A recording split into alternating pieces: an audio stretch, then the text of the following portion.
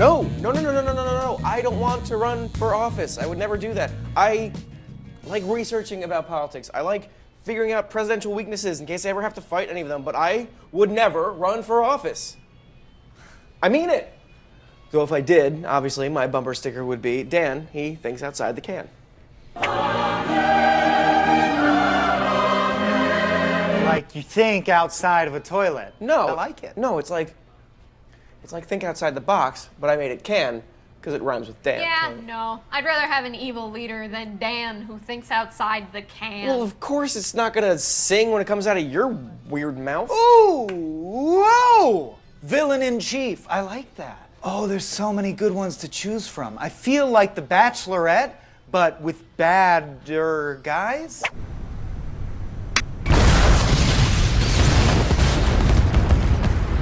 Cersei, obviously, that's simple. Cersei's the best But choice. Cersei is like the most evil queen in all of Game of Thrones. I mean, she's crazy, and she's power hungry, and she doesn't care who lives and who dies, and she's screwing her brother, and she's just So what? So generous? So ambitious? So motivated? So enthusiastic? What kind of Game of Thrones are you watching? Okay, time for some game theory.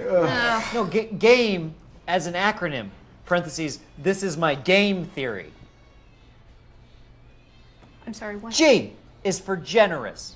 Yes, technically she's in debt, but she uses her family's wealth to fund all of the Seven Kingdoms. Littlefinger says we can outspend him 3-1. And I say Father raised you to have too much respect for money. Oh man, imagine if our current world leaders were using their family's money to better the country. Non-stop ice cream parties. Jinx! A, ambitious. Say what you want about Cersei, but she gets shit done. Oh, by get shit done, she kills a lot of people who challenge her power. By that logic, Kim Jong-un gets shit done. But remember that she's dealing with a civil war, and she's the only one in the Seven Kingdoms who's holding all of it together. Yes, maybe sometimes a few heads have to roll along the way to preserve that unity, but she's basically like the Abe Lincoln of Westeros. Dead son checks out. Jesus, Michael. M, motivated. She knows what she wants, and she gets it. Similar to ambitious, I realize now, maybe I'll change it later. E, enthusiasm. Cersei will stop at nothing to get power, but once she has that power, imagine all of that energy spent on just leading. And now with all those pesky roadblocks out of the way. Some of those roadblocks were her sons, you remember. Listen, Jesus, Daniel. T, tolerant. She doesn't care if you worship the one god or the many gods or those broccoli kids. If she's gonna kill you, it's gonna be personal. It's not because of how you live. Hang on, T? Yeah, I'm pretty sure she hated the religion that made her walk through the town naked while they yelled shame at her. Shame. Can you blame her? Yes, but I'll bet you $10 she'll kill him. She already did kill those guys. Well, there you go. I win $10 unis. T? Yeah, I was gonna go for all of Thrones, but I didn't have anything planned past T, so I'm actually really glad you stopped me. Nope. Cersei isn't generous. She's just borrowing money from the Iron Bank. Yeah, you're not generous if you're just taking out a bunch of loans. Yeah, and it's also not tolerant if you're just sort of ambivalent about someone else's religion. She just doesn't care about anything that doesn't directly affect her. Cersei stands for nothing. She just loves being queen of everything and boning her bro. Yeah, as much as I'd like to see a lady in the power seat, I'm gonna have to say that Scar is obviously the better leader. Scar? He killed his brother. He killed his brother in the saddest Disney death scene ever. I still get sad thinking about Lion King. long live the king.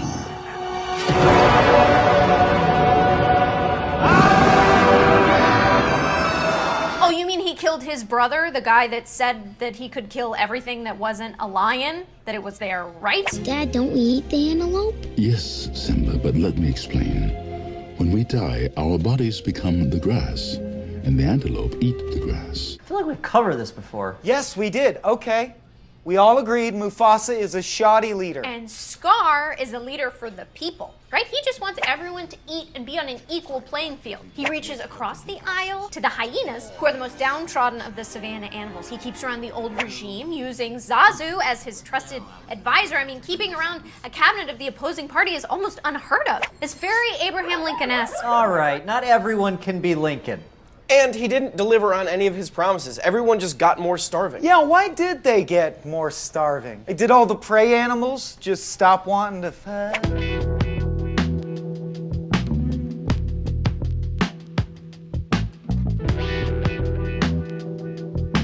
Exactly.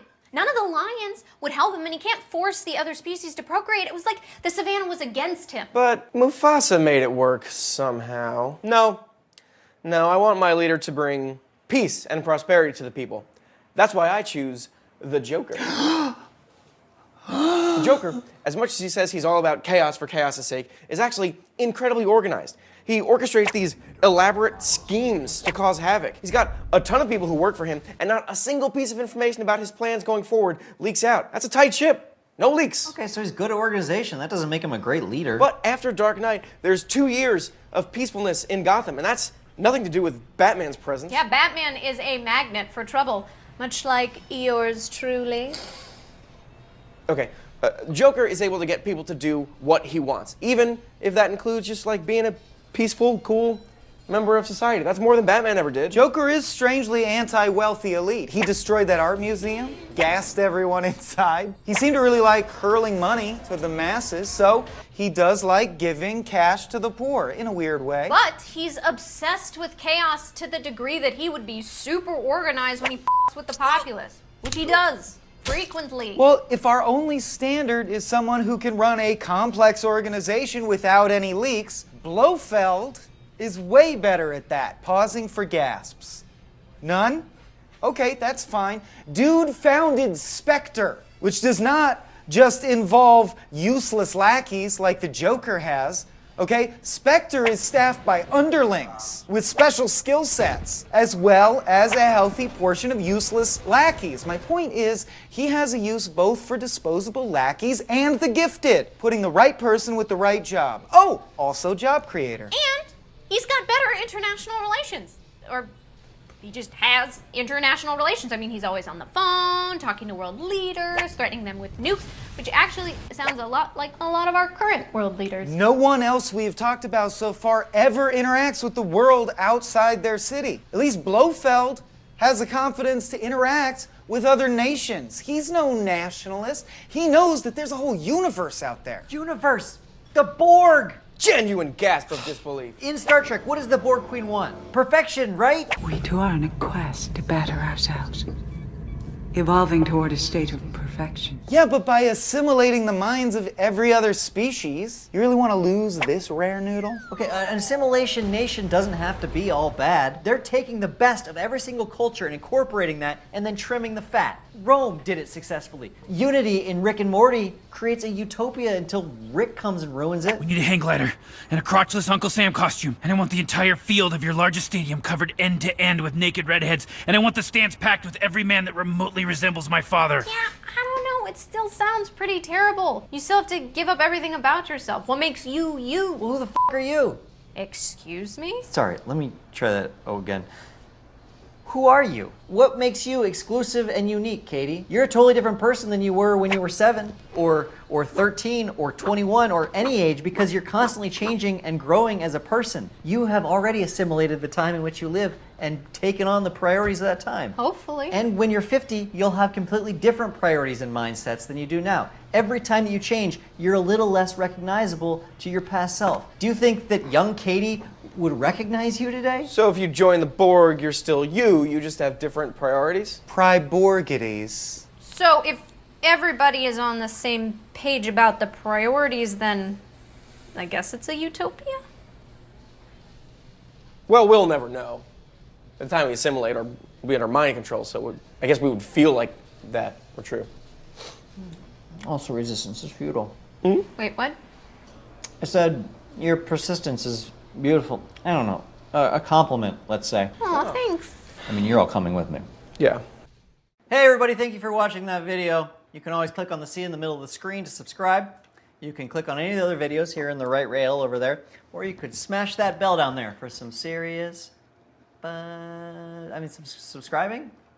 Oh, so you know when new videos come out. That's what it's for. This is gross.